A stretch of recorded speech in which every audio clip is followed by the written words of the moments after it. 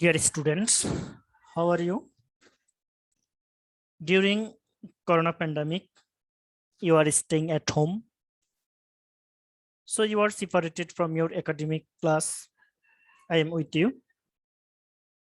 You are in the you in the class. That class will help you in this corona pandemic situation. Welcome to my online class. Now I am going to introduce myself with you. This is Kamruzzaman Miyaji, lecturer in English, Shulla School and College, Poetganj, Sadpur. Today's topic is English second paper for the student of class 8, 9, 10, 11 and 12. Topic is affirmative to negative.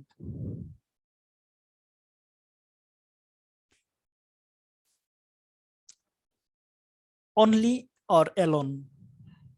যদি কখনো কোনো sentence affirmative সেন্টেন্সের মধ্যে থাকে তাহলে সেই সেন্টেন্সকে যদি negative করতে বলা হয় আমরা সেই ক্ষেত্রে নান বাট যুক্ত করব। আর সেটা যদি সেই সেন্টেন্সটাতে যদি ব্যক্তি হয়, ব্যক্তিকে বোঝায়, ব্যক্তির ক্ষেত্রে নান বাট। আর লক্ষণ থাকবে অনলি বা অ্যালোন। তো চলো আমরা কিছু এক্সাম্পলের মাধ্যমে জানি যে কিভাবে সেটা হয়। দেখো অ্যাফার্মেটিভ সেন্টেন্সের মধ্যে আছে only Tom is a stupid boy. Tom হচ্ছে একটা ছেলে, তার মানে হচ্ছে ব্যক্তি। এই জন্য এখানে অনলির পরিবর্তে আমরা এখানে লিখবো নান বাট। তাহলে দেখো কত সুন্দরভাবে সেন্টেন্সটা কারেক্ট হয়ে যায় বা নেগেটিভ হয়ে যায়। অনলির পরিবর্তে আমরা কি লিখলাম? None but Tom is a stupid boy. এবার দেখো আমরা আরো কয়েকটা এক্সাম্পলের মাধ্যমে সেটা আমরা সুস্পষ্ট হই। বিকজ যতই প্র্যাকটিস করবে ততই তোমার এই রুলসটা সম্পর্কে ধারণা বাড়বে, আত্মবিশ্বাস বাড়বে। এই জন্য আমরা আরো কয়েকটা এক্সাম্পলের মাধ্যমে দেখব। দেখো only the poor are suffer in life. শুধুমাত্র গরিবরাই জীবনে ভোগে। হ্যাঁ, পুয়ার অর্থ গরিব। তার আগে এই পুয়ার শব্দটা হচ্ছে অ্যাডজেটিভ। অ্যাডজেটিভের পূর্বে যদি কখনো আর্টিকেল থাকে বা দি থাকে তাহলে সেটা প্লুরাল হয়ে যায়, যার জন্য তারপর আর বসছে। কিন্তু লক্ষণ কিন্তু পুয়ার মানে হচ্ছে গরিবরা। এখানে দ্য পুয়ার শব্দের অর্থ হচ্ছে গরিবরা। তাহলে only the poor are suffer in life, লক্ষণ হচ্ছে অনলি। তো যেহেতু পুয়ার, দ্য পুয়ার শব্দটা হচ্ছে ব্যক্তি, সুতরাং অনলির পরিবর্তে আমরা লিখবো নান বাট। তাহলে দেখো কত সুন্দর, none but the poor are suffer in life. Only the fairs are happy. Same example, উপরে দ্য পুয়ার ছিল, এখানে ফায়ার্স। ফায়ার্স শব্দটাও অ্যাডজেটিভ জাতীয় একটা শব্দ। অ্যাডজেটিভের পূর্বে যেহেতু দিয়ে আসছে সুতরাং এটা আর সিঙ্গুলার না, এটা প্লুরাল, জাতীয় অর্থে ব্যবহৃত হয়েছে। তো লক্ষণ হচ্ছে অনলি, যেহেতু অনলির পরে আছে ব্যক্তি সুতরাং অনলির পরিবর্তে হবে none but the fairs are happy. None but the fairs are happy. এবার তোমরা বলো, দেখি পারো কিনা। Only the industrious prosper in life. শুধুমাত্র পরিশ্রমীরা। সেম এক্সাম্পল, ইন্ডাস্ট্রিয়াস শব্দটা এমন একটা অ্যাডজেটিভ। তারপরও দেখো এই যার জন্য এখানে sentence third person verb third person, sentence third person singular হওয়া সরি এটা প্লুরাল হিসেবে কাজ করছে, তাই ভার্বের শেষে এস বা ইয়েস নাই। এখানে আমরা অনলির পরে দেখো ইন্ডাস্ট্রিয়াস শব্দটা ব্যক্তি, যার জন্য এখানে অনলির পরিবর্তে কি লিখবা বলো তো দেখি। আশা করি এতক্ষণে তোমরা বুঝে গেছো। সেন্টেন্সটা হবে অনলির পরিবর্তে none but the industrious prosper in life. তাহলে দেখো চমৎকার, নান বাট অনলির পরিবর্তে নান বাট। এবার দেখো only he lives in the house. He, he হচ্ছে ব্যক্তি। একজন ব্যক্তি, সাবজেক্ট থার্ড পারসন সিঙ্গুলার, ভার্বের শেষে দেখো এস বা ইয়েস। তো অনলির পরে যেহেতু হি শব্দটা ব্যক্তি, সুতরাং ঠিক তার পরিবর্তে অনলি, এখানে অনলির পরিবর্তে নান বাট হবে। তাহলে দেখো অনলির পরিবর্তে none but he lives in the house. এখানে দেখো তোমরা এতগুলো এক্সাম্পল দেওয়ার কারণ হচ্ছে যেন অন্ততপক্ষে তোমরা শিখতে শিখতে বিরক্ত হয়ে যাও যে স্যার আমি এটা পারি, এটা পারি, এটা পারি। এবং এটা শেষে তোমরা নিজেরা তোমাদের বইয়ের মধ্যে যদি কোনো টপিক থাকে তাহলে সেগুলো তোমরা কি করতে পারো, বাসায় প্র্যাকটিস করতে পারো। এবং আমি তোমাদেরকে হোমওয়ার্ক হিসেবে দিব, তোমাদের বাসার মধ্যে যার যার যে বই আছে, যার কাছে যে বই আছে সে বই থেকে শুধু প্রবলেম প্রবলেম তোমরা করবে, এই জানাবে, এবং চেষ্টা করব সেগুলোকে সলভ করার জন্য।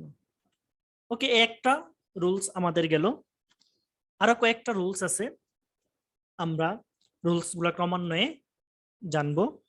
দেখো এবার দেখো অনলি বা এলন, ব্র্যাকেটের মধ্যে বাংলা শব্দ আছে দেখো বস্তুর ক্ষেত্রে।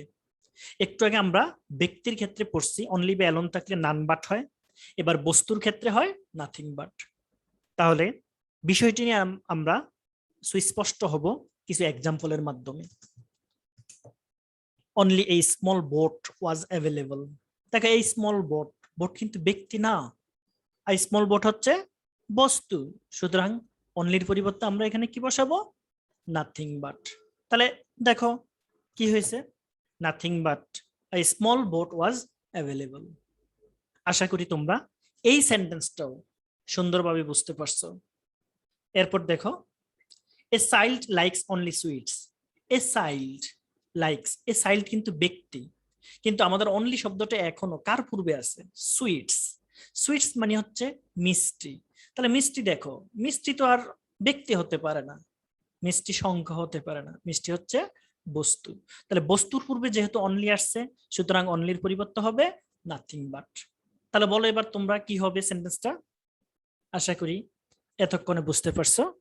দেখো কি হয়েছে, এ child likes nothing but sweets. আরো কিছু এক্সাম্পল দেখি। Only English is spoken all over the world. শুধুমাত্র ইংরেজি সারা পৃথিবীর মধ্যে বলা হয়ে থাকে, ইংরেজি ভাষায় কথা বলা হয়ে থাকে সারা পৃথিবীর মধ্যে। তাহলে দেখো এখানে ঠিক সেম ইংলিশ, ইংলিশটা কিন্তু ব্যক্তি না, ইংলিশও কি একটা বিষয়, একটা বস্তু। তাহলে তার পূর্বে আছে অনলি, সুতরাং এই জন্য বস্তুর ক্ষেত্রে কি হবে, nothing but. Only English is spoken all over the world. তাহলে গাইজ করে এটা কি হবে, অবশ্যই অনলির পরিবর্তে হবে nothing but English is spoken all over the world. এরপরে সেন্টেন্সটা দেখো, হি gave me only the book. আবারও দেখো অনলির পরে পরে আসছে দ্য বুক। বুক সব বই, এটা একটা বস্তু, সুতরাং যেহেতু অনলি তার পূর্বে আসছে, সুতরাং অনলির পরিবর্তে হবে কি বলতো দেখি, হ্যাঁ অনলির পরিবর্তে হবে nothing but, he gave me nothing but the book. তারপর দেখো he bought only this pen. Only this pen, ফ্যানও একটা বস্তু, সুতরাং অনলির পরিবর্তে কি হবে, বুঝে গেছো, nothing but, he bought nothing but this pen. তাহলে দেখো এখানেও তোমাদেরকে প্রচুর পরিমাণ এক্সাম্পল দেওয়া হয়েছে, একটাই কারণ, আর সেই কারণটা হচ্ছে অন্ততপক্ষে যেন তুমি খুব সহজে সেন্টেন্স গুলাকে ধরতে পারো, বুঝতে পারো, তোমার বইয়ে খুঁজে খুঁজে খুঁজে খুঁজে তুমি সেগুলা কি করতে পারো, ফাইন্ড আউট করতে পারো, সেজন্য এত বেশি এক্সাম্পল দেওয়া। ওকে, আমরা নেক্সট সূত্রতে চলে যাই। এবার দেখো অনলি বা এলন, এলন শব্দটা এখানে উঠানো হয়নি বয়সের ক্ষেত্রে। আমরা প্রথমে পড়ছি ব্যক্তির ক্ষেত্রে, দ্বিতীয় পড়ছি বস্তুর ক্ষেত্রে, এবার পড়বো আমরা বয়সের ক্ষেত্রে। তাহলে বয়সের ক্ষেত্রে দেখো কি হয়, নট মোর দেন অথবা নট লেস দেন। তাহলে দেখো আমরা কিছু এক্সাম্পলের মাধ্যমে আবার এটা সুস্পষ্ট হই। দেখো এক্সাম্পলটা কি হচ্ছে, Tom is only 13 years old. Only 13, 13 সংখ্যা, তাহলে দেখো অনলি কার আগে বসছে, সংখ্যার আগে, সুতরাং ওই অনলির পরিবর্তে আমরা কি লিখবো, বলো তো দেখি কি লিখবো, nothing, sorry not more than or not less than. তাহলে দেখো লিখি Tom is not more than 13 years old. Clear হয়ে গেছে? তাহলে আরো বিষয়টিকে আরো সুস্পষ্ট হওয়ার জন্য আমাদেরকে আরো কিছু এক্সাম্পল দেখতে হবে। ওকে, দেখি সেই এক্সাম্পল গুলা। হি ইজ অনলি 10, ওই দেখো 10 এর আগে অনলি, সুতরাং not more than, he is not more than 10। He gave me only 2 books, দেখো 2 বুকস, দুইটি বই মাত্র দিছে, অনলির পরে সংখ্যা, তাহলে দেখো অনলির পরিবর্তে হবে কি হবে বলো? হ্যাঁ, নট লেস দেন অথবা not more than, not less than অথবা নট মোর দেন 2 বুকস। এবার দেখো he has written only 5 poems, মাত্র 5টা কবিতা লেখছে, দেখো অনলির পরে 5 সংখ্যা, সুতরাং এই অনলির পরিবর্তে আমরা কি লিখবো? অবশ্যই not more than or not less than 5 poems. দেখো কি হয়েছে, not more than 5 poems. Only 2 shirts of this shop are very nice, 2 shirts, দুইটা মাত্র শার্ট, অনলির পরে 2 সংখ্যা, সুতরাং এই অনলির পরিবর্তে হবে not more than or not less than 2 shirts of this shop are very nice. আশা করি এতক্ষণে তোমরা বুঝে গেছো যে বয়সের ক্ষেত্রে কি হয়, ব্যক্তির ক্ষেত্রে কি হয় এবং সংখ্যার ক্ষেত্রে কি হয়। এবার দেখো আরেকটা সূত্র আমরা চলে যাই। কখনো যদি আমরা কোনো সেন্টেন্সের মধ্যে মাস্ট পাই, মাস্ট থাকলে আমরা কি লিখবো? ক্যান নট বাট প্লাস ভার্বের simple form, that means verb 1 অথবা ভার্বের প্রেজেন্ট রূপ, যে যেভাবে চিনো, অথবা এটা ক্যান নট হেল্প হবে। যদি ক্যান নট হেল্প লিখি তাহলে কি করতে হবে? আমাকে ভার্বের শেষে আইএনজি দিতে হবে। ওকে, আমরা কিছু এক্সাম্পলের মাধ্যমে আগের মতো কিছু এক্সাম্পলের মাধ্যমে সেটা বুঝে নিই। দেখো, উই মাস্ট প্রে টু আল্লাহ, আমাদেরকে অবশ্যই কি করতে হবে? আল্লাহর কাছে কি করতে হবে? প্রার্থনা করতে হবে, বিপদে আপদে আল্লাহর কাছে সাহায্য কামনা করতে হবে। তাহলে এখানে কি লিখবো আমরা? মাস্টের পরিবর্তে ক্যান নট বাট, তাহলে দেখো কি হয়ে গেছে, we can not but pray to Allah. যদি আমরা ক্যান নট হেল্প লিখতাম তাহলে প্রেইং টু আল্লাহ, অর দেখো উই ক্যান নট হেল্প, মাস্টার পরিবর্তে যদি ক্যান নট হেল্প লিখতাম তাহলে মূল ভার্বের শেষে কি যুক্ত করতে হতো? আইএনজি। আশা করি এই বিষয়টা তোমরা বুঝতে পারছো। তারপর আমরা কি করব? আরো কিছু এক্সাম্পলের মাধ্যমে এটা প্র্যাকটিস করব, যাতে করে এটা আমাদের মনের মধ্যে দীর্ঘস্থায়ী হয়। ওকে, দেখো, we must yield to our fate, আমাদের কি করতে হবে? ভাগ্যের কাছেই আত্মসমর্পণ করতে হবে। তাহলে দেখো মাস্টের পরিবর্তে can not but yield to our fate. তারপর দেখো you must obey your parents, তোমাকে অবশ্যই পিতামাতাকে মান্য করতে হবে। তাহলে মাস্টের পরিবর্তে ক্যান নট বাট, যদি আমরা ক্যান নট হেল্প দেই তাহলে ভার্বের শেষে আইএনজি অবিং ইউর প্যারেন্টস। এরপর দেখো he must do the work, ঠিক মাস্টের পরিবর্তে কি লিখতে হবে? Can not but. তারপর দেখো he can not but do the work, তাহলে he can not but do the work, এই সেন্টেন্সটা যদি সরি এটা হয়ে গেছে ক্যান নট, মাস্টের পরিবর্তে ক্যান নট বাট। তারপরে সেন্টেন্সটা হচ্ছে all must Abhi the rules, সবাইকে কি করতে হবে? নিয়মটি মানতে হবে। তাও দেখো মাস্ট, তাহলে ক্যান নট বাট অথবা ক্যান নট হেল্প, তাহলে all can not but obey the rules. Last one day all must leave the world, একদিন সবাইকে কি করতে হবে? এই পৃথিবী ত্যাগ করতে হবে। তাহলে মাস্ট এখানে আসছে লক্ষণ, তাহলে মাস্টের পরিবর্তে আমরা কি দেবো? ক্যান নট বাট অথবা ক্যান নট হেল্প। তাহলে দেখো কত সুন্দর, one day all can not but leave the world. আশা করি এই সূত্রটাও তোমরা দারুণভাবে বুঝতে পারছো এবং এই তোমাদের কোনো প্রশ্ন থাকবে না আশা করি এই ক্লাসটা করার পর। এরপর আছে এভরি, এভরি থাকলে হয় অ্যাফার্মেটিভ সেন্টেন্সে যদি এভরি থাকে তাহলে নেগেটিভ করতে গেলে সেখানে there is no dot dot but হবে, অথবা আমরা এভাবেও লিখতে পারি there is no dot dot who does not, that means negative করতে হবে। তাহলে আমরা দুইটা রুলসে শিখবো, যেহেতু এটা এই অষ্টম, নবম, দশম, একাদশ, দ্বাদশ সব ক্লাসে আছে, সুতরাং আমাদেরকে সবগুলো রুলসেই শিখতে হবে। ওকে, এক্সাম্পল দেখো, everybody believes an honest man, তাহলে এখানে দেখো দেয়ার ইজ নো, এই যে ডট ডট শব্দটা আছে, ডট ডটে আমরা কি লিখবো? ডট ডটে এভরির সাথে যে শব্দটা থাকবো ডট ডটে ঠিক সেই শব্দটা আমরা বসাবো। তাহলে দেখো কি হয়ে গেল, চমৎকার, এভরির পরিবর্তে কি? দেয়ার ইজ নো, তারপরে এভরির সাথে যেহেতু বডি আছে দেয়ার ইজ নো বডি। যদি থাকতো ফাদার, এভরি ফাদার, তখন আমরা লিখতাম দেয়ার ইজ নো ফাদার। যদি থাকতো মাদার, তাহলে আমরা লিখতাম there is no mother. But believes an honest man.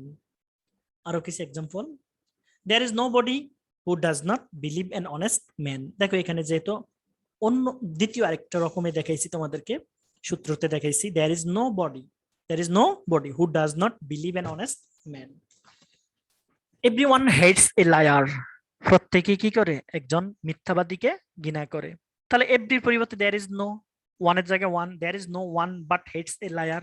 দেখো, আশা করি তোমরা এই সূত্রটাও বুঝে গেছো। Every mother, there is no mother but. তাহলে দেখো এরপরে sentence, everyone, there is no one but hopes to live long. There is no one but hopes to live long. এরপর দেখো everybody wants to enjoy a sound health. প্রত্যেকে সুস্বাস্থ্য কি করতে, উপভোগ করতে চায়। তাহলে everybody, there is nobody, তারপরে but, there is nobody but wants to enjoy a sound health. তাহলে তোমাদের হোমওয়ার্ক হলো কি, আমি একবারে বলছি, তোমাদের পুরো বইয়ের মধ্যে অ্যাফার্মেটিভ টু নেগেটিভ সেন্টেন্সের যে কটা রুলস পড়াইছি, এই রুলস এর মধ্যে যত সমস্যা আছে সেই সমস্যাগুলো তুমি কি করবা, দেখবা।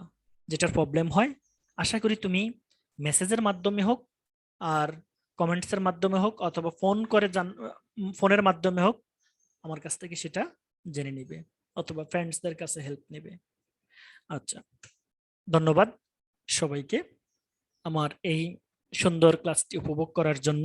আমি আশা করি এই ক্লাসটি উপভোগ করে তোমরা অনেক উপকৃত হবে এবং বাস্তব জীবনে তুমি সেটাকে কি করতে পারবে, কাজে লাগাতে পারবে। So thank you all, no more today. By the grace of Almighty Allah, next time I will later I will say. Thank you too.